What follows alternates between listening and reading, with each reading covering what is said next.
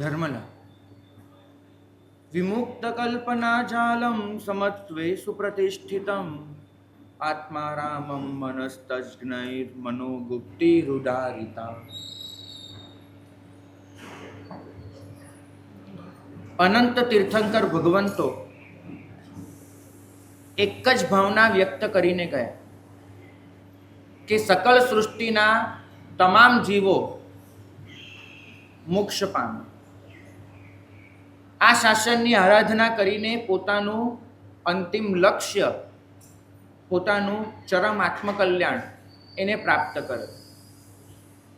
આ એક જ ઈચ્છા, એક જ ભાવનાથી એમની સાધના થઈ અને એ ભાવનાથી જે પુણ્ય બંધાયું એનો વિનિયોગ એમને સમગ્ર જીવનમાં કર્યો. અને છતાંય હું અને તમે મોક્ષે નથી પહોંચ્યા.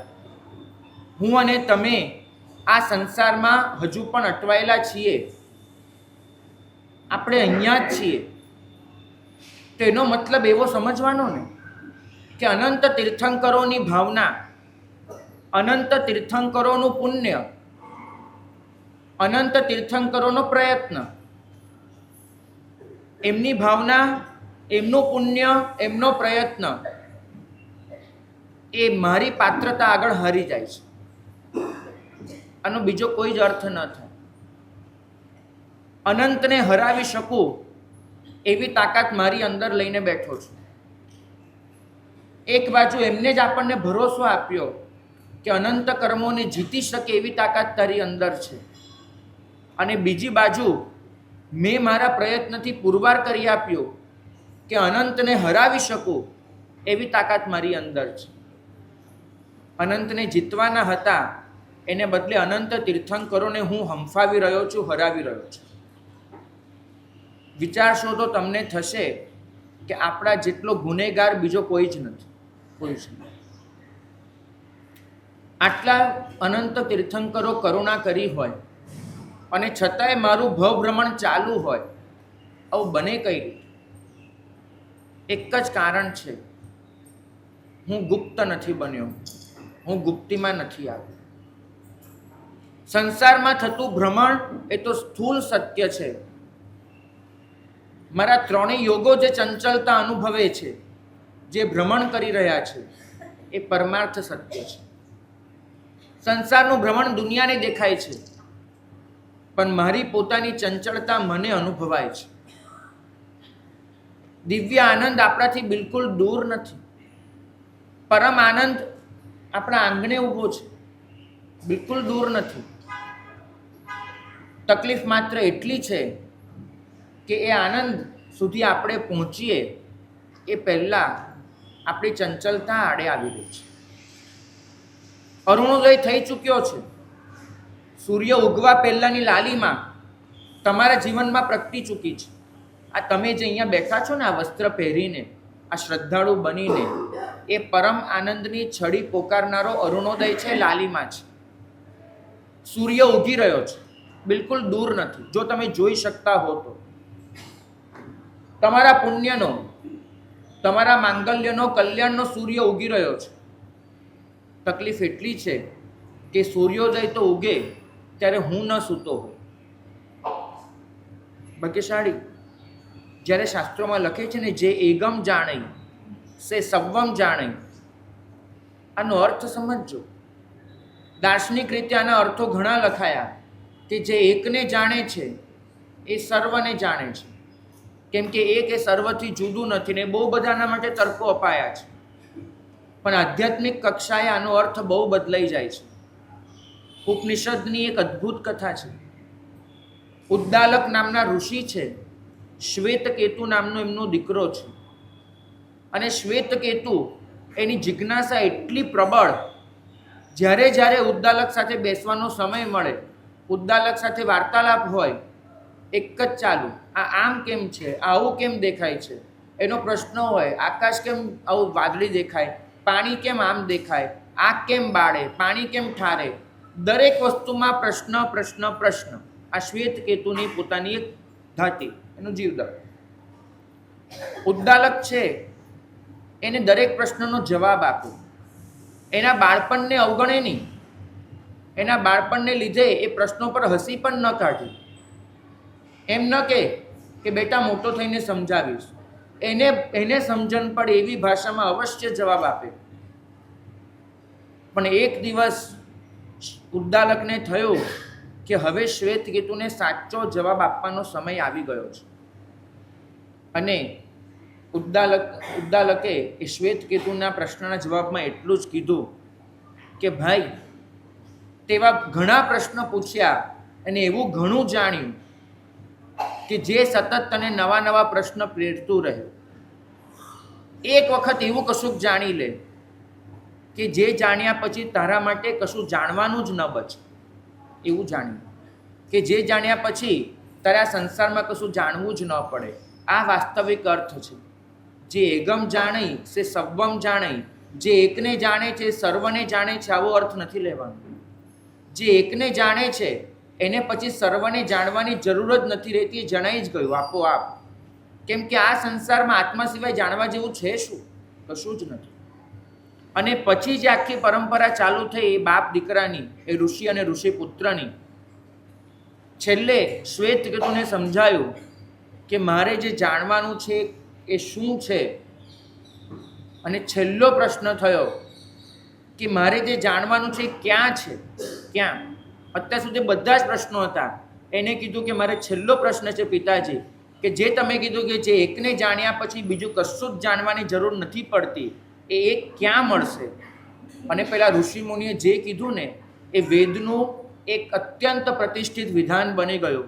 ઋષિ ઉદ્દાલકે એટલો જવાબ આપ્યો, તત્વમસી શ્વેતકેતો, એ તું જ છે કે જે તારે છેલ્લું જાણી લેવાનું છે.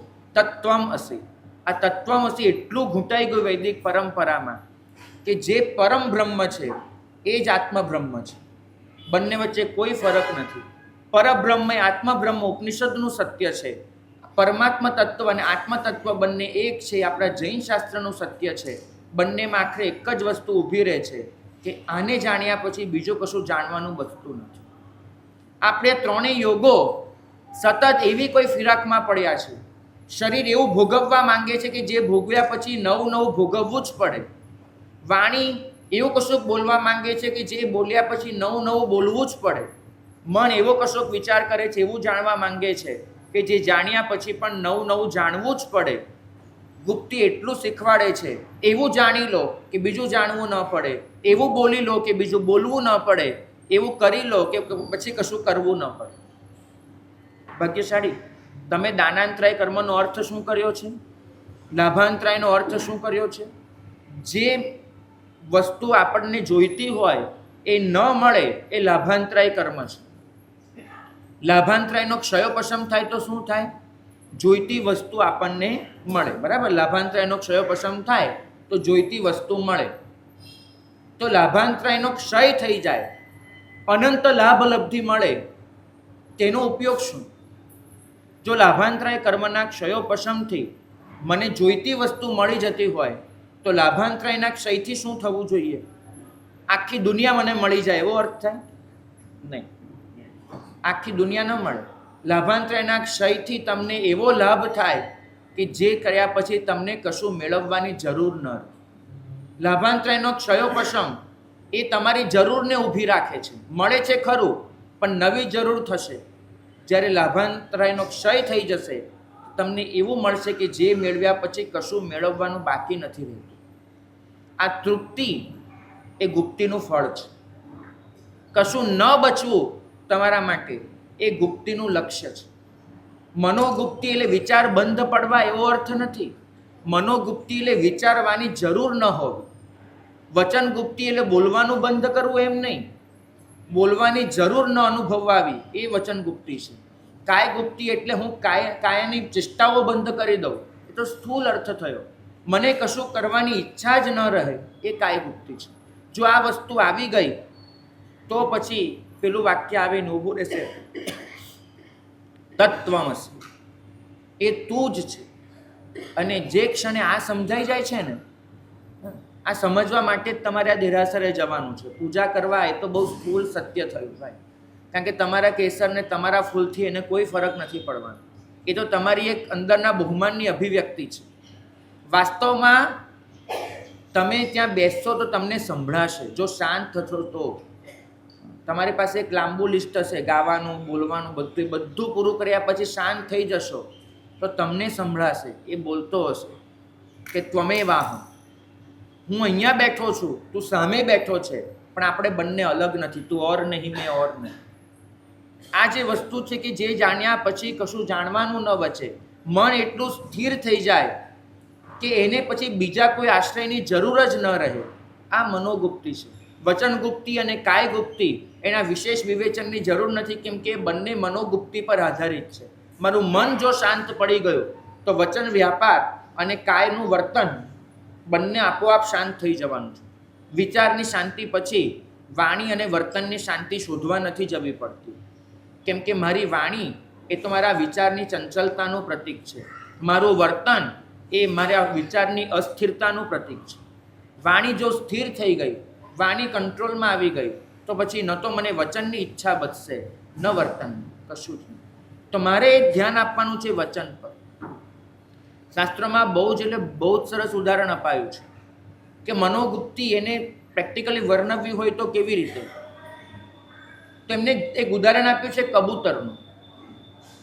પહેલાંના જમાનામાં જ્યારે નેવિગેશન સિસ્ટમ નહોતી અને વહાણો દરિયામાં એક જગ્યાએથી બીજી જગ્યાએ જાય, તો દરિયામાં એ વાહનની અંદર 4-5 કબૂતર રાખ્યા. કોઈક વખત એવું બને કે વાહન દિશા ભૂલી જાય, દિશા ભૂલી અને સમુદ્રમાં અટવાઈ પડે. હવે સમુદ્રમાં અટવાયેલું એ વાહન, એને એ ન ખબર પડે કે નજીકનો દ્વીપ ક્યાં છે, નજીક જમીન ક્યાં છે કે જ્યાં જઈને બચી શકાય. કેમ કે વાહનમાં ખાવાનો પીવાનો બધાને એક સીમિત પુરવઠો હોય. એને જમીન મળે તો જમીન સાથે બધું જ મળી જાય. તો જમીન ક્યાં છે એ શોધવું કઈ રીતે? કેમ કે તમે દરિયાની વચ્ચે હો ને, ત્યાં દિશા જેવું કશું હોતું જ નથી. જ્યાં જુઓ ત્યાં દરિયો દરિયો દરિયો, તમને દિશા જ ન સમજાય. જમીન કઈ બાજુ છે એ જ ન ખબર પડે. એવે સમયે પેલા કબૂતરના પાંજરા ખોલી નાખવામાં આવે અને કબૂતરના પાંજરા જેવા ખુલે, કબૂતરને તાલીમ આપી હોય, એ કબૂતર ઉડે. અને કબૂતરનું મુખ્ય લક્ષ્ય શું ખબર છે? હંમેશા જમીન શોધવી. કારણ કે દરિયાના પાણીમાં એ ઉતરી શકવાનું નથી, એટલે એને ધરાર જમીન શોધવી પડે. અને એ કબૂતર ઉપર ઉડતા ઉડતા પોતાની સિક્સ સેન્સને લીધે નજીકમાં નજીક જે જમીન હોય એ તરફ ગતિ કરી મૂકે. બરાબર? અને કબૂતર જે તરફ ઉડે એ તરફ પેલો કપ્તાન છે વાહન લઈ જાય અને વાહનને જમીન મળી જાય. હવે આ તો હકીકત બની, પણ કોઈક વખત એવું બને કે કબૂતર જેટલું ઉડી શકે એની કેપેસિટી કરતાં જમીન દૂર હોય. કબૂતરને પોતાના દૃષ્ટિકોણથી જોતા, પોતાના તાકાતથી જોતા જમીન દેખાય જ નહીં. ઉપર ગમે તેટલું ઝડુંબે, તરફ નજર કરે, પાંખો ફફડાવ્યા કરે, પણ એને જમીન જડે નહીં. પરિણામ શું થાય? એ કબૂતર શું કરે પછી? જમીન ન જડે તો શું કરે? વાહન પર પાછું આવે અને પાછું આવી અને શાંત થઈને વાહન પર બેસી જાય. આ ઘટના લખીને જ્ઞાની ભગવંતો સમજાવે છે કે મનને છે ને આશ્રય વિહીન કરી દેવાનું છે. મન હંમેશા ક્યાંક ઠરવા માટે દોટ મૂકી રહ્યું છે. પેલા કબૂતરની જેમ કબૂતર જમીન શોધે છે, એમ તમારું મન એ સતત કોઈ આશ્રય શોધે છે. આશ્રયને નષ્ટ કરી દીધા, ક્યાંય ઠરવા પણ રહ્યું જ નહીં, પછી પેલો કબૂતર શું કરશે?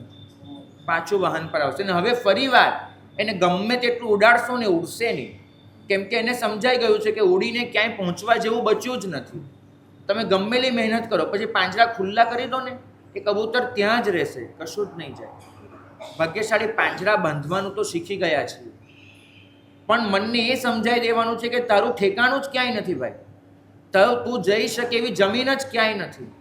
પછી એ મનરૂપી કબૂતર એ વાહનમાં જ રહેશે, એ ક્યાંય ઉડીને નહીં જાય. મનના આશ્રયોને ખતમ કરી નાખો. તમારું મન જ્યાં જ્યાં આશ્વસ્ત થાય છે, તમારું મન જ્યાં જ્યાં આશ્રય લે છે, એને ખતમ કરી નાખો એટલે આપોઆપ મનોગુપ્તિ આવી ગઈ. પછી પાંજરા ખુલ્લા હશે, કબૂતર ઉડશે નહીં.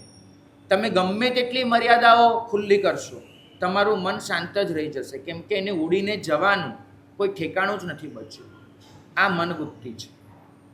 મન હંમેશા નિમિત્તોને વશ છે. જેટલું સાચું છે એટલું જ સાચું એ છે કે એ જ નિમિત્તોની વચ્ચેથી જો મનને પ્રભુમય બનાવી દઈએ અથવા મનને આત્મમય બનાવી દઈએ તો એ જ મન આપોઆપ મનોગુપ્તિમાં સરકી જાય છે. બે જ આપણી પાસે લક્ષ્ય છે.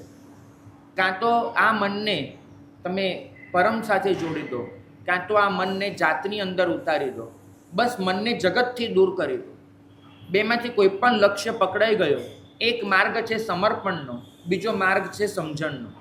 સમર્પણના માર્ગે મન પરમાત્મામાં ઓગળી જતું હોય છે. સમજણના માર્ગે મન સ્વમાં ડૂબી જતું હોય છે. એકમાં ઓગળી જવાનું છે, ભળી જવાનું છે, એકમાં ડૂબી જવાનું છે, અંદર ઉતરી જવાનું છે. બેમાંથી જે માર્ગ તમને ફાવતો હોય, કાં તો બધા નિમિત્તોની વચ્ચેથી મનને ખેંચી અને પરમાત્મામાં જોડી દો, કાં તો બધા નિમિત્તોની વચ્ચેથી અળગા થઈ અને સ્વમાં અંદર ઉતરી જાઓ. બેમાંથી એક વસ્તુ પણ જો કરી શક્યા સમજણ કે સમર્પણના માર્ગે, આપોઆપ મનોગુપ્તિ હશે. બંને રસ્તા બંને બધા માટે ખુલ્લા છે. અને પછી એ જે મન બનશે ને, એ મન માટે બહુ સરસ પ્રાર્થના એક ભગવંતે કરી છે કે વિલોકિતે મહાભાગ ત્વયી સંસાર પારગે આસિતું ક્ષણમ અપ્યેકમ સંસારે નાસ્તિ મે રતિ. હે મહાભાગ, મહાભાગ એટલે પરમ ભાગ્યશાળી, એ પરમ તત્વ. બહુ જ સારી વાત છે કે તમે સમર્પણના માર્ગે જાઓ, પરમાત્મામાં ઓગળવાના માર્ગે જાઓ, તો પણ છેલ્લે તમને દેખાય છે પરમાત્માનું અત્યંત શુદ્ધ સ્વરૂપ, બરાબર. અને તમે આત્મામાં ઊંડા ઉતરો તો પણ તમને પરમાત્માનું શુદ્ધ સ્વરૂપ અનુભવાય છે. એકમાં એમ થાય છે કે 14 રાજલોકમાં પરમ તત્વ પથરાયેલું છે, સમર્પણમાં એ અહેસાસ આવે છે. અને એકમાં એવો અહેસાસ આવે છે કે તમારી અંદર 14 રાજલોક પથરાયેલા છે.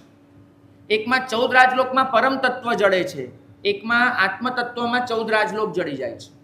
એકમાં તમને એમ થાય છે કે બધે જ પરમાત્મા છે, એકમાં એમ થાય છે કે હું જ પરમાત્મા છું. બંને અનુભવ એકદમ સાચા છે, કેમ કે બંને સચ્ચાઈ છે, માત્ર માર્ગ જુદા છે. પણ કોઈ પણ માર્ગે તમે ચાલો, આખરે તો જડે છે પરમ તત્વ. અને એ પરમ તત્વ જ્યારે દેખાઈ જાય છે, વિલોકિતે મહાભાગ ત્વયી સંસાર પારગે, સંસારને પ્રાપ્ત કરેલા એવા તમને જોઈ લીધા પછી વિલોકિતે આસિતું ક્ષણમ અપ્યેકમ સંસારે નાસ્તિ મે રતિ. આ સંસારમાં એક ક્ષણ માટે પણ મારું મન ઠરતું નથી. આ ઠારકો ન વળવો, એને જોઈ લીધા પછી આ સંસારમાં કશું જ બીજું ન જળવું, એને જ કહેવાય છે પરમ તત્વની પ્રીતિ. પ્રીતિનો મતલબ એવો નથી કે જેમાં તમે સંસારને પણ ચાહતા રહો અને એને પણ ચાહતા રહો. આ વસ્તુ જ નથી બનવાની. મનોગુપ્તિ હોય કે પરમ તત્વની પ્રીતિ હોય, આખરે તો બંને એક જ વસ્તુ છે. કેમ કે મન એવું ઠરી જાય છે પરમાત્મા તત્વમાં કે પછી મન આપોઆપ ભટકવાનું બંધ કરી દે છે. તમે કહેતા હો છો, ઘણીવાર ઉપદેશમાં સાંભળ્યું હશે, મનને મારો, બરાબર? એવું તમે સાંભળ્યું છે, મનને મારો. તમને શું લાગે છે મનને મારવું એટલે? મનને સતત ઠપકારતા રહેવું, મનને સતત એમ કહેતા રહેવું? અને તમે જે વારંવાર અફસોસ કરતા હો છો, સાહેબ માળા પકડી અને મન આટલું ભટકે છે, જે ભટકવું ક્યારેય નથી પૂરું થયું. સ્વયં આનંદગંજી મહારાજે લખ્યું મનડું કી મહિના બાજે. તો તમને શું લાગે, મનને મારી મારીને ઠંડુ પાડી દેશો, શાંત કરી દેશો? ના, એ તો નહીં બને. મનને મારવાનો અર્થ એક જ છે કે અભ્યાસ અને વૈરાગ્ય બંને દ્વારા મનની ગતિને શાંત કરી દો. મનની ગતિને રોકવાની નથી, મનની ગતિને શાંત કરવાની છે. બાળકને તમે દોરડાથી જકડી દો ને, તે છટપટ ચાલુ જ રાખશે. પણ બાળકને સમજણથી તમે શાંત કરો, એની છટપટ બંધ થઈ જશે. મનને શાંત કરવાનું છે, મનને હરાવવાનું નથી, મનને જીતવાનું છે. મનને મારો એટલે વાસ્તવિક રીતે આનો અર્થ એમ થાય છે કે અત્યાર સુધી મન મારક હતું. કેમ કે આ મન તમારા આત્મગુણોને ખલાસ કરતું હતું, મન તમને ભટકાવતું હતું. હવે એ જ મન છે, એ જ મન તમારા માટે તારક બની જશે. જે મારક હતું તે જ તારક બનશે, જે તમને ભટકાવતું હતું એ જ તમને આગળ લઈ જવામાં નિમિત્ત બની જશે. અભ્યાસનો અર્થ થાય છે સ્વ ભણી જવાનો પ્રયત્ન. અભ્યાસનો અર્થ થાય કે મારી દરેક ચેષ્ટા એને બી ઘૂંટતો જાઉં કે મારો સ્વ ભણી જવાનો પ્રયત્ન એ થતો જાય. બહુ પાછળ પડવાનું થાય ના નથી, ઘણી વખત પાછળ પડવાનું થાય છે. અને એટલું યાદ રાખજો કે જ્યાં સુધી પૂર્વભવના નિકાચિત કર્મો ખપશે નહીં ત્યાં સુધી તમારો પ્રયત્ન સફળ નથી થવાનો. હમણાં જ એક શેઠની વાર્તા વાંચી, પ્રાચીન કાળે બની હશે આ વાર્તા. એ શેઠ છે એને કોઈક ભગવંતે એવો મંત્ર આપ્યો કે જે મંત્ર 1,00,000 વખત ગણવામાં આવે એટલે ચક્રેશ્વરી માતા હાજર થાય અને હાજર થઈને વરદાન આપે. કથા તો પહેલાંની બહુ લાંબી છે. શેઠને કેવું દુઃખ પડ્યું હતું, શેઠને મહાત્મા કેવી રીતે મળ્યા, એ મહાત્માએ દુઃખ મુક્તિનો ઉપાય આપ્યો વગેરે વગેરે. આપણે એને જવા દઈએ. મહત્વની વાત એ કે મહાત્માએ એવો મંત્ર આપ્યો કે જે મંત્ર 1,00,000 વખત ગણવામાં આવે તો મંત્ર સિદ્ધ થાય છે. શેઠે મંત્ર ગણવાનો ચાલુ કર્યો. 1,00,000 મંત્ર ગણાઈ ગયા. ખૂબ અઘરું હતું એ મંત્રની સાધના કરવી. એની આખી વિધિ જે લખી છે એ બહુ અઘરી હતી. પણ કર્યા પછી 1,00,000 ગણ્યા પછી ચક્રેશ્વરી આવ્યા નહીં. સ્વાભાવિક રીતે ભગવાન પરનો ભરોસો હટી જાય. તમે કીધું 1,00,000માં ચક્રેશ્વરી આવશે અને ન આવ્યા હટી જાય. છતાંય મનુષ્યનું મન છે, થોડુંક પ્રોત્સાહન આપો એટલે આગળ વધી જાય. બીજી વાર 1,00,000 ગણ્યા અને ત્રીજી વાર પણ ગણ્યા પણ ન આવ્યા ચક્રેશ્વરી. ન પહેલી વારે, ન બીજી વારે, ન ત્રીજી વારે. માતાએ પ્રોત્સાહન આપ્યું, પત્નીએ આશ્વાસન આપ્યું, પરિવારજનોએ ઉત્સાહ આપ્યો. શેઠ પાછા ઉતર્યા ચોથી વાર. અને ચોથી વારે ફરીથી એવું બન્યું કે ચક્રેશ્વરી ન આવે. 4,00,000 પણ નહીં, 5,00,000 પણ નહીં, 6 પણ નહીં, 7 પણ નહીં, 8 પણ નહીં, 9,00,000 પણ નહીં. અને શેઠે સંકલ્પ કર્યો કે જીવનમાં છેલ્લી વાર આ કરી લઉં છું 10,00,000નું. તો 10,00,000 ન થાય, 1,00,000 ઉપર આખું એક મીંડું ચડાવી દીધું. હવે ન થાય તો પછી છોડી દેવાનું. અને 10,00,000 એનો જે પ્રબળ સંકલ્પ હતો એ પણ નિષ્ફળ પુરવાર થયો. 10,00,000 પણ ચક્રેશ્વરી ન આવ્યા. શેઠ પેલા ભગવંત પાસે ગયા. ભગવંતને જઈને કહ્યું. ભગવંતે કહ્યું કે ફરી 1,00,000 ગણ્યું. 11મી વખત ગણવા બેઠા, 11મું લાખ ગણ્યું અને 11મા લાખે ચક્રેશ્વરી આવી. પ્રસન્ન થયા. શેઠ ચક્રેશ્વરી કીધું કે શેઠ વરદાન. શેઠનો પહેલો પ્રશ્ન વરદાનની વાત પછી 1,00,000 11,00,000 કેમ કરાવ્યા? આ જવાબ 1,00,000 11,00,000 કેમ કરાવ્યા?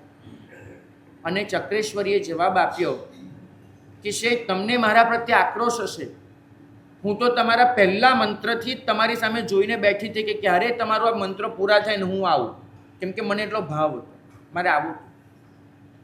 પણ તકલીફ એટલી પડી શેઠ કે પૂર્વજન્મમાં એવા 10 મોટા પાપ કર્યા છે જે મારા વરદાનમાં આવરણ રૂપ બની શકે, અંતરાય રૂપ બની શકે. એ 10,00,000 પાપ તમારા 10,00,000 મંત્રોથી ધોવાયા. એ આલોચનાના 10,00,000 ગયા. આરાધનાનો તો ખાલી 1,00,000 થઈને હું હાજર છું. હું 1,00,000માં જ હાજર થઈ છું. પેલા 10,00,000 તો માત્ર તમારા ઓલા ધોવામાં વપરાયા છે. ભાગ્યશાળી આ જ વસ્તુ છે. એકડો ઘૂંટાતો નથી એટલે આપણે છોડી દઈએ છીએ. નથી ઘૂંટાતો. અમારે અહીંયા વાંચનામાં 2-3 વખત માસ્તુસ મુનિની વાત આવી છે. આજે એક વખત તમારી સામે પૂછવું છું કે માસ્તુસ મુનિની જગ્યાએ તમે હોત, આટલું ઘૂંટવાનું ચાલુ રાખ્યું હોત? આટલું ઘૂંટવાનું નહીં. 6 અક્ષર યાદ ન રહે. અહીં તો મને ખાલી 3 દિવસ ગાથા કરવું ન યાદ રહે, ચોથે દિવસે ચોપડી પકડવાનું મન નથી થતું કે ભાઈ હવે પાકે ઘડે કાંઠા નહીં ચડે. માસ્તુસ મુનિ તો આ કહેવત કેટલી વાર બોલી શક્યા હોત, પણ છતાંય નહીં. ગોખ્યું. અને તમે એ વિચાર કરો કે ગોખતી વખતે એના ગુરુભાઈઓએ કેટલો સપોર્ટ કર્યો હશે. બધાએ જ્યારે માસ્તુસ મુનિ થાક્યા હશે ત્યારે કીધું હશે ને કે નહીં ભાઈ ચાલુ રાખો. કોઈ ગુરુભાઈએ જઈને એમ નથી કીધું. હવે ગુરુ તો કહે પણ ન આવડે ને તો આપણે ગુરુને કહેવાનું કે સાહેબ બીજો કોઈ યોગ પકડાવો ને, આ બધું હવે મારાથી નથી થતું, નથી યાદ રહેતું. ગુરુભાઈઓએ સપોર્ટ આપ્યો હશે. ગુરુએ સતત એને તાકાત આપી હશે, આશ્વાસન આપ્યું હશે. મન તો મન છે, થાકી જાય, કંટાળી જાય, પણ ગુરુએ એને ઠાર્યા હશે કે ભાઈ ચાલુ રાખ. અને સ્વયં માસ્તુસ મુનિ એમને તો માત્ર ગુરુ શ્રદ્ધાથી ન થાય, જાત પરની શ્રદ્ધા જોઈએ. આમાં કે હું આ કરીને જંપીશ. કરતા રહ્યા, ઘૂંટતા રહ્યા. આને જ કહેવાય અભ્યાસ. આવડી જાય અને ચાલુ રહે એને અભ્યાસ ન કહેવાય ભાઈ. એ તો તમને કંઈક રોકડી થઈ રહી છે. ગોખવા બેઠા અને ઊભા થાય ત્યારે 5 ગાથા આવડી ગઈ હતી, તો સિલકમાં 5 ગાથા પડી છે, એટલે તો આપણને બીજે દિવસે ફરીથી 5 કરવાનો ઉત્સાહ રહેવાનો. પણ કશું જ ન આવડે, તમે ઊભા થાવ ત્યારે તમારી પાસે કહેવા જેવું કશું જ ન હોય અને છતાંય પ્રયત્ન ચાલુ રાખવો, આ બહુ અઘરી વસ્તુ છે. મેં એક પ્રશ્ન પૂછ્યો તો વાંચનામાં, આજે તમને પૂછું કે 11 મહિના 11 વર્ષ 11 મહિના અને 29મા દિવસે માસ્તુસ મુનિને કોઈએ પૂછ્યું હોત કે તમે આટલી મહેનત કરી એનું ફળ શું, તો માસ્તુસ મુનિ પાસે દેખાડવા જેવું શું હતું ફળમાં? બરાબર.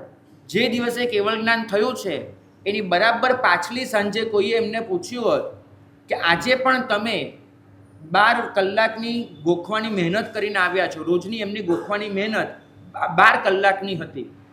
12 કલાક સુધી 6 અક્ષર ગોખ્યા કરવાના. એ બી કેટલા વર્ષ સુધી? 12 વર્ષ. એમાંથી એક દિવસ ઓછો કરી દો. એ સાંજે કોઈ એમને પૂછવા આવે કે તમને આટલું ગોખીને મળ્યું શું, તમારા ગુરુએ આટલું ગોખાવડાયું, તમે આટલી મહેનત કરી, એનું ફળ શું? તો માસ્તુસ મુનિ પાસે કહેવા જેવું શું છે તમે મને કહો? કશું જ નથી. બરાબર. આ સાંજે કશું જ નથી.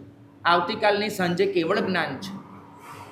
કારણ એક જ કે દુનિયાને ન સમજાતું હોય, માસ્તુસ મુનિને સમજાય છે.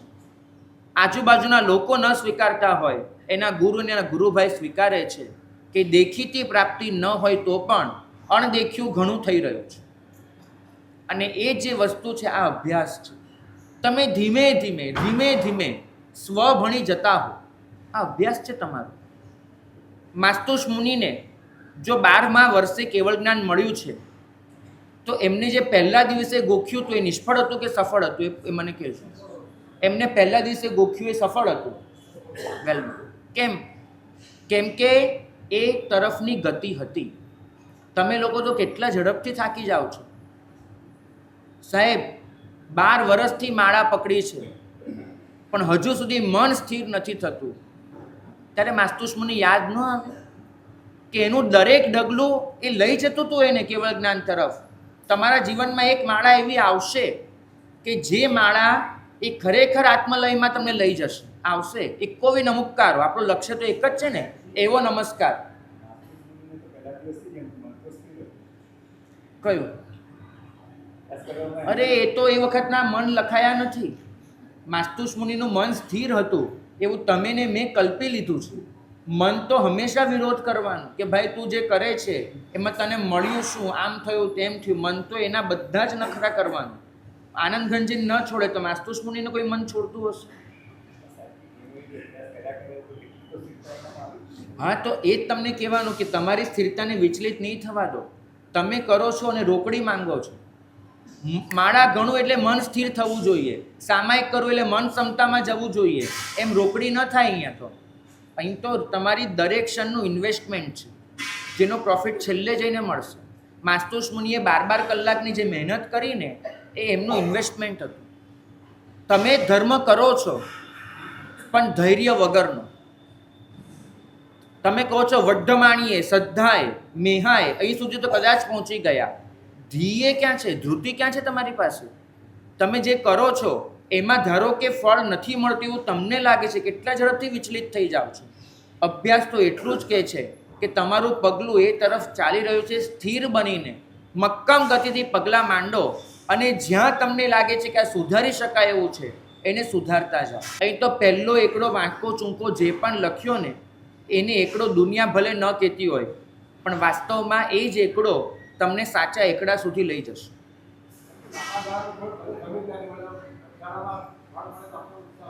બરાબર છે. વચગાળામાં ફળ મળે તો ઉત્સાહ વધે, પણ ન મળ્યું તો શું કરશું? બહુ મહત્વનો પ્રશ્ન છે.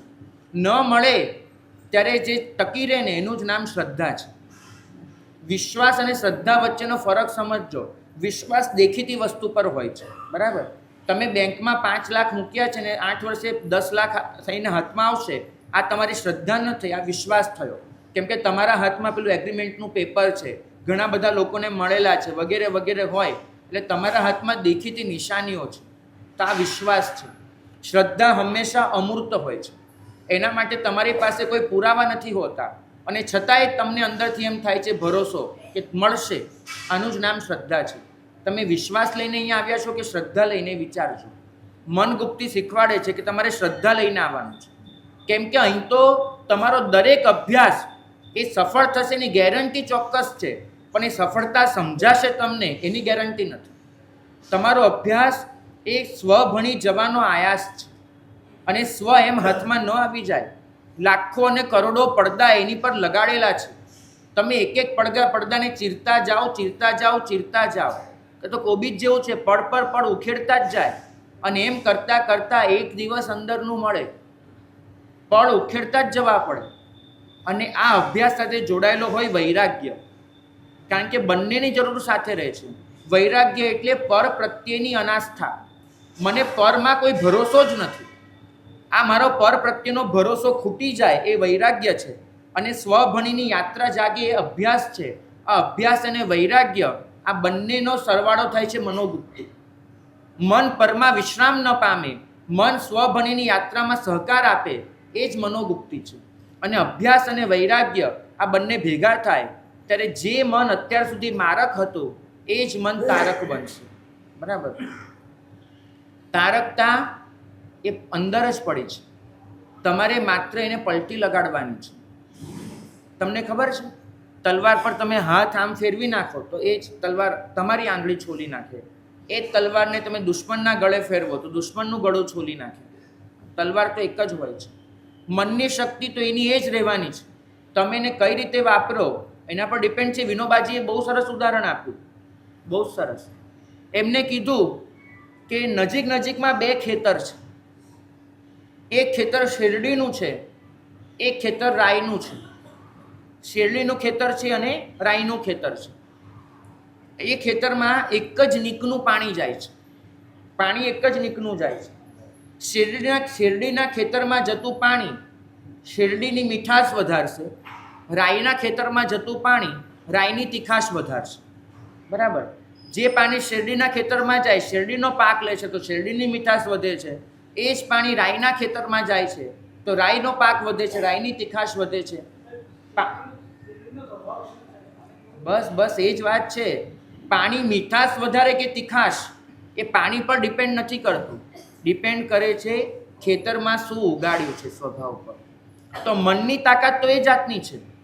જે મન મારક છે એ જ મન તારક છે. નક્કી તમારે કરવાનું છે કે આ મનનું પાણી એને મારે શેરડીના ખેતરમાં મોકલવું કે આ મનનું પાણી એને મારે રાઈના ખેતરમાં મોકલવું. ઓલા મહારાજને થયું હતું કે આ નગરમાં હું જ્યાં પણ જઉં ને પગમાં એટલા કાંટા વાગે, એટલા કાંકરા વાગે, પગમાં એટલું બધું વાગી રહ્યું છે. અહીંયા કાંટા વાગ્યા, અહીંયા કાંકરા વાગ્યા, પગ એટલા કોમળ, બહુ જ છોલાઈ જાય છે, બહુ જ છોલાઈ જાય. એટલે મંત્રીને બોલાવીને આદેશ આપ્યો કે આખા રાજ્યની તમામ જમીન એને તમે ચામડાથી ઢાંકી દો. હું ક્યાંય પણ જાઉં તો મારા પગમાં કાંટો કાંકરો વાગવો ન જોઈએ. આખા રાજ્યની તમામ જમીન એને તમે ઢાંકી દો. બરાબર? 7 દિવસ થયા. રાજાએ હિસાબ માંગ્યો કે મંત્રી, નગરની કેટલી જમીન ઢંકાઈ ગઈ? મંત્રીએ કીધું કે સાહેબ હજુર માફ કરજો, નગરની કોઈ જમીન ઢાંકી નથી, પણ એક બહુ જ મસ્ત આઈડિયા શોધી લીધો છે કે આપના પગમાં કાંટો કાંકરો નહીં વાગે. બરાબર? રાજાએ કીધું શું આઈડિયા લાવ્યો છે? તો મંત્રીએ કોથળી કાઢી અને કોથળીમાંથી 2 જૂતા મૂક્યા. એમ કહેવાય કે જૂતાની શરૂઆત એ દિવસે થઈ હતી કે આખા નગરને ચામડાથી ઢાંકવું શક્ય નથી, તમારા પગને ઢાંકી દઈએ. બરાબર? તમારા પગને ઢાંકીએ તો કાંટા કાંકરા વાગવાના બંધ થઈ જશે. આખા નગરને ઢાંકી નહીં શકાય, પગને ઢાંકી શકાશે. અત્યારે સાધુઓ નીકળ્યા છે, તમે લોકો નીકળ્યા છો કે આખી દુનિયામાંથી ખરાબ નિમિત્તો દૂર કરી નાખો એટલે અમે બગડતા અટકી જઈશું. બરાબર? અમારો વિકાર, અમારી વિકૃતિ, એના માટે દુનિયામાં જે બધું ચાલે છે એ જવાબદાર છે. દુનિયા બદલો તો અમે બદલાઈશું. નહીં બદલાય ભાઈ. આખી દુનિયાને ચામડાથી ઢંકાશે જ નહીં.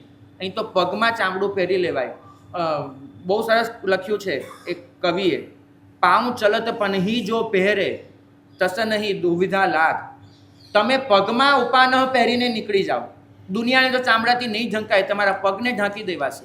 અને પગમાં જો ચામડું હશે તો કાંટા કાંકરા વાગવાના નથી.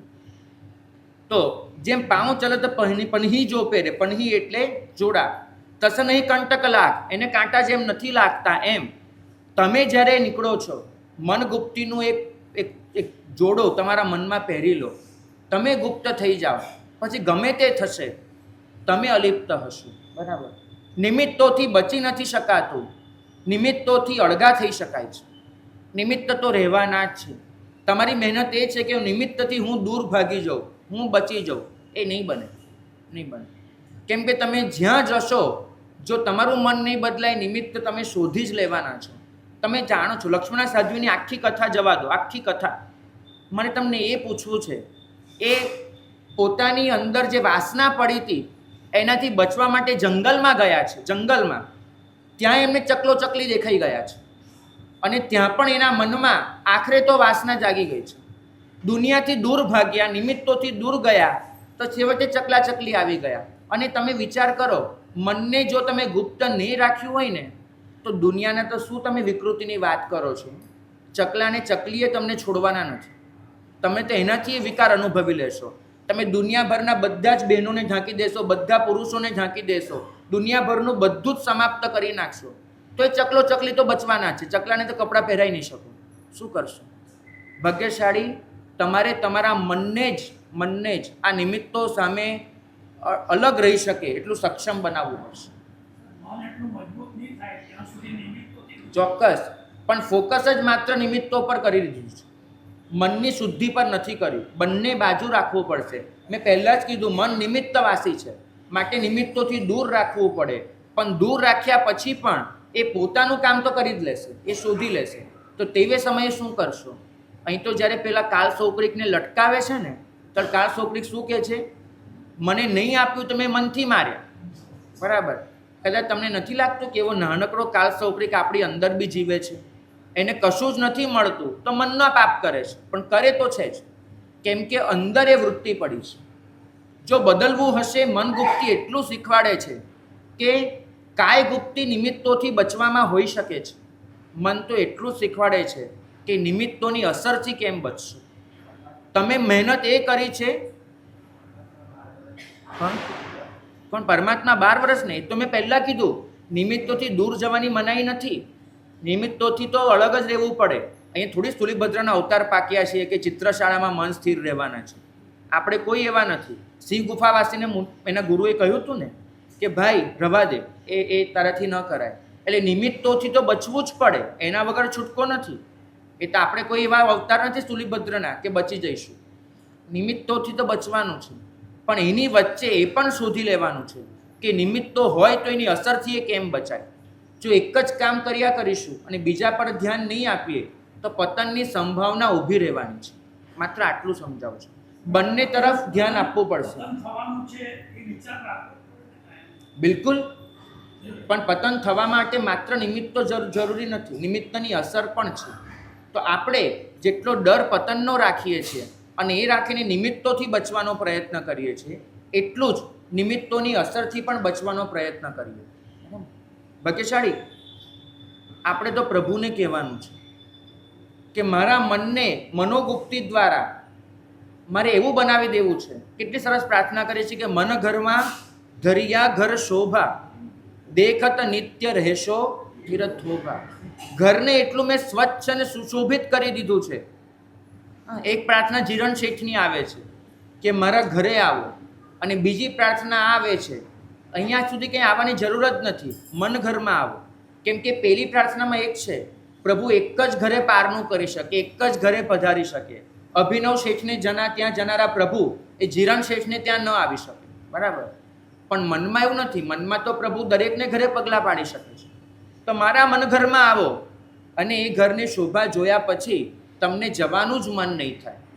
કેમ કે મન વૈકુંઠ અકુંઠિત ભગતે. તમારી ભક્તિ એવી કરી દીધી છે. ભક્તિ એટલે સમર્પણ. સમર્પણ એટલે દરેક જગ્યાએ પ્રભુને જોઈ લેવા. મેં મારા મનને એવું સમર્પિત કરી દીધું છે. મન વૈકુંઠ, વૈકુંઠ બની ગયું છે. અને જોગી ભાખે અનુભવ ઝૂકતે. યોગી પુરુષો કહી ગયા છે પોતાના અનુભવથી કે એકવાર મનને વૈકુંઠ બનાવી લે અને પછી પ્રભુને પધરાવી લે, પ્રભુ પગલાં પાડશે ખરા, પ્રભુ ક્યારેય પાછા નહીં જાય. બરાબર છે. આપણે ત્યાં પગલાં પાડનારા ગુરુ એ પાછા જતા રહે છે, પણ એકવાર એવા પગલાં કરાવી દેવા છે કે પછી થરીને ઊભા રહે. પણ એના માટે જરૂરી છે મનગુપ્તિ. અહીં તો કીધું છે મન્યતે યો જગત તત્વમ સમુનિ પરિકીર્તિત. જગતના તત્વને જે જાણે તે મુનિ. હવે આખી દુનિયા તો જાણવાનું જ કામ કરે છે, ફરક શું પડ્યો? તમે પણ આખી દુનિયાને જાણવા જ મથ્યા છો અને સાધુ પણ જાણવા મથે, તેને મુનિ કેમ કહેવાય? તો ત્યાં લખ્યું મન્યતેનો અર્થ શું કરવાનો છે. મન્યતે એવો જગત તત્વમ, મન્યતેનો અર્થ લખ્યો છે જે વસ્તુ જે રૂપમાં છે એ રૂપમાં જોઈ લેવી, એ જાણવા બરાબર છે. તમે લોકો જાણતા નથી, તમે એ વસ્તુને માણો છો. માનવું એટલે મારી કલ્પનાઓ અંદર ઉમેરી દેવી. આ સારું, આ ખરાબ, આને જાણવું ન થયું, માનવું થયું. જ્યારે અહીંયા કહે છે કે જે પૂતગલને જાણી લે છે, જે આ સૃષ્ટિને જાણી લે છે, એ મુનિ છે. અમે ત્યાં પાઠ પર બેસીએ ને, પૂતગલનો અહંભાવ કેટલો આવી જાય ખબર છે? ક્યારેક કદાચ મનમાં એવું પણ આવી જાય, અમારા મોઢામાંથી નીકળીએ જાય, ઓહો કેવું અપૂર્વ ચિંતન, કેવા નવા પદાર્થો, કેટલી સારી પ્રરૂપણા થઈ, બસ બહુ આનંદ આવ્યો, આમ તેમ આપણે કહી દઈએ. ભાગ્યશાળી. અમારા ગુરુઓ અમને કાયમ સમજાવે કે તું જેટલું પણ બોલે છે ને એ બધું જ આખરે કોઈકે બોલેલું છે. કોઈકે આ ક્ષણે તને યાદ નથી આવતું કે કોણ બોલેલું, પણ તારા આત્માએ અનંત ભવમાં અનંત વખત દેશના પ્રવચન વ્યાખ્યાનો સાંભળેલા છે. બરાબર? કોઈ તીર્થંકરના સમવસ્ત્રમમાં ગયો હોઈશ, કોઈ કેવળજ્ઞાનીની દેશનામાં ગયો હોઈશ, કોઈ ભગવંતની વાચનામાં ગયો હોઈશ, અનંત ભવમાં કર્યું હોય ને, અને ત્યાં આ ક્યાંક ને ક્યાંક આપણે સાંભળેલું હોય છે, એ આપણી અંદર પડેલું હોય છે. અંદર પડેલું આપણને યાદ નથી હોતું કોની પાસે સાંભળ્યું, અને અત્યારે યાદ આવ્યું એટલે આપણે શું કહીએ છીએ, મને અંતઃસ્ફૂર્ણા થઈ. બેટા, અંતઃસ્ફૂર્ણા જેવું કાંઈ હોતું નથી. તું કોઈકનું સાંભળીને બેઠો છે કોઈક ભવમાં, તારી પાસે એના સંસ્કાર છે. માત્ર એ સંસ્કાર જે તારા હતા એ અત્યારે સ્મૃતિ બની રહી છે, અને તારી સ્મૃતિ એ તારી શ્રુતિ બની રહી છે, વચન બની રહ્યું છે. તું સંસ્કાર માટે થઈને ગૌરવ અનુભવી શકે, ગર્વ છે એનો. તું એમ કે મેં કંઈક નવું વિચાર્યું, મેં કંઈક નવું આપ્યું. સાધુનું વ્યાખ્યાન મૌલિક હોઈ શકતું જ નથી, હોઈ જ ન શકે. કેમ કે જ્યારે આનંદગંજજી મહારાજ કહે છે કે જળચલ પૂતગલ એઠનો ન ઘટે તુજને ભોગ હો. આ સૃષ્ટિના તમામ પૂતગલો આખરે તો એઠા છે, કેમ કે કોઈકે વાપરેલા છે. તો મારા દ્વારા બોલાતા દરેક વિચારો કોઈકના વાપરેલા છે, કોઈકે કહેલું છે. હું માત્ર અનુવાદક હોઈ શકું છું, હું પ્રરૂપક નથી હોઈ શકતો. સાધુની પ્રરૂપણા હોઈ જ ન શકે. સાધુ તો માત્ર એને જે જાણેલું છે એનો અનુવાદ કરતો હોય.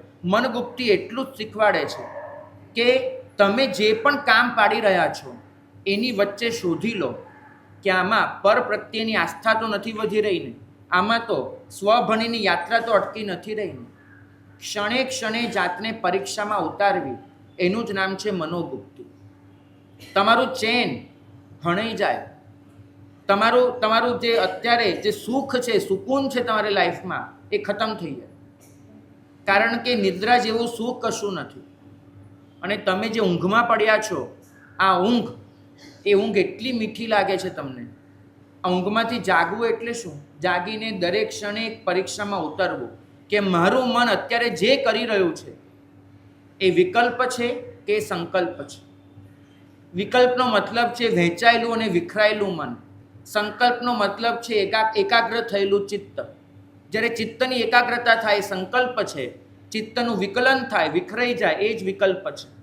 અને આપણું મન સતત કલ્પનાઓના ઘોડે ચડીને વિખરાતું જાય છે, એ વધુને વધુ વિકલ્પમાં ઉતરતું જાય છે. તમને ખબર છે ધ્યાન અને કાયોત્સર્ગ વચ્ચે ફરક શું છે? કાયાનો જ્યારે તમે ઉત્સર્ગ કરો ત્યારે પણ તમે સ્થિર થવાની મહેનત કરતા હો છો, ત્યાં પણ તમે કહો છો ઠાણેનમ મોણેનમ જાણેનમ અપ્પાણમ બોસિરામ. બરાબર? ત્યાં તમે વિસર્જિત કરી દેતા હો છો બધાને. અને તમે ધ્યાન કરો છો ત્યારે પણ બધાનું વિસર્જન હોય છે. તો બંને વચ્ચે ફરક શું છે? ધ્યાન અને કાયોત્સર્ગ વચ્ચે બહુ સૂક્ષ્મતાથી તપાસજો તો તમને જડશે. કારણ કે બંનેમાં આમ તો તમે દુનિયાદારીની દૃષ્ટિએ તો બંને સરખા થઈને ઊભા રહેવાના છે. બંનેમાં ત્રણેય યોગનો નિરોધ છે. ફરક એટલો છે, પ્રભુએ સમજાવ્યો કે કાયોત્સર્ગનો અર્થ એ થાય છે કોઈ ચોક્કસ ક્રિયામાં 3 યોગને રૂંધી દેવા. તમે કાયોત્સર્ગમાં આમ ચોક્કસ ક્રિયામાં ઊભા છો અને 3 યોગને શાંત કરી દો, એ કાયોત્સર્ગ થયું. પણ ધ્યાન એટલે તમે જે પણ કરી રહ્યા છો એમાં 3 યોગને ડૂબાડી દેવા, એ ધ્યાન થઈ જશે. કાયોત્સર્ગની રીત એક જ છે, એક જ રીત છે કાયોત્સર્ગની. ધ્યાનની રીત કેટલી છે? એ તો ગોચવી જવું એ પણ ધ્યાન છે, મુપત્તિ પલેવી એ પણ ધ્યાન છે, કાજો લેવો એ પણ ધ્યાન છે, વ્યાખ્યાન આપવું અને સાંભળવું એ પણ ધ્યાન છે, કશુંક કરવું એ પણ ધ્યાન છે, કશુંક નહીં કરવું એ પણ ધ્યાન છે. 3 યોગોની જ્યાં સ્થિરતા પકડાય ત્યાં ધ્યાન છે. કાયોત્સર્ગની રીત એક હોય છે, ધ્યાનના પ્રકારો અસંખ્ય છે, અસંખ્ય પ્રકારે ધ્યાન છે. કારણ કે ધ્યાન એ 3 યોગ એની ગુપ્તી સ્વરૂપે છે. કાયોત્સર્ગ 3 યોગના નિરોધ સ્વરૂપે છે. 3 યોગ બંધ પડી જવાય કાયોત્સર્ગ છે, પણ 3 યોગને એકાગ્ર કરી દેવા એ ધ્યાન છે. આપણે એ શીખવાનું છે કે આપણા 3 યોગ એ એવી રીતે પરોવાઈ જાય જે આ ક્ષણે જે પણ કરી રહ્યા છે એ ક્ષણ એ આપણું ધ્યાન બની જાય. મનોગુપ્તિ, વચનગુપ્તિ, કાયગુપ્તિ એ તમને એ શીખવાડે છે કે તમારું જે અંદરનું વીર્ય છે, એટલે કે આત્મશક્તિ છે, એને તમે કૃત્રિમ ન બનવા દો, એને સહજ રહેવા દો. તમારી આત્મશક્તિ ઘણી બધી આ કૃત્રિમતાના ભાર નીચે વેડફાઈ રહી છે. તમે એને એકાગ્ર કરો. આજનું યુવાન, એને સમસ્યા એ છે કે પોતે જે કરવા માંગે છે એમાં ચિત્ત એકાગ્ર નથી થતું. એ ભણે છે, એ કામ કરે છે, તો પણ મન સતત વિચલિત થતું રહે છે. અને કદાચ તમારા લોકોની પણ એ જ સમસ્યા છે. અહીં બેઠેલું દરેક જણ કદાચ આ સમસ્યાનો સામનો કરી રહ્યું છે કે મન છે એ સતત વિખરાઈ રહ્યું છે, વહેંચાઈ રહ્યું છે, ફોકસ નથી થતું.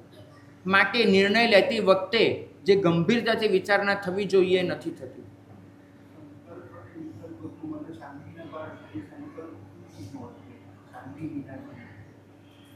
ભાગ્યશાળીનો પ્રશ્ન છે કે સંકલ્પથી મન શાંત થાય તો એ સંકલ્પ કયા પ્રકારનો હોય? હા હા, બિલકુલ બિલકુલ ભાગ્યશાળી. અત્યારે તમારા મનમાં જે સતત ચાલે છે,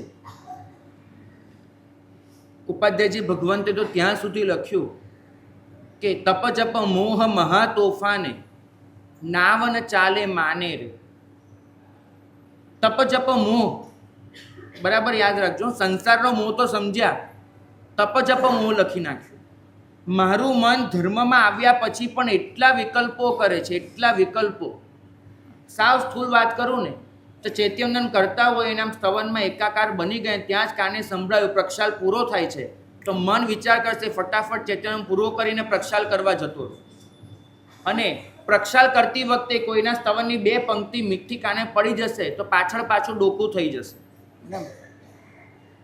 તમે જોજો, બહુ જ સરસ વાત લખી છે એક મહાપુરુષે કે આપણે ચૈત્યવંદન કરવા બેઠા છીએ, બરાબર, ચૈત્યવંદન કરી રહ્યા છીએ, બિલકુલ અંદર શાંતિથી પરોવાઈ ગયા છે, અને એ વખતે બાજુમાંથી કોઈ પસાર થાય ને તો પણ આપણી આંખ ખુલી જશે.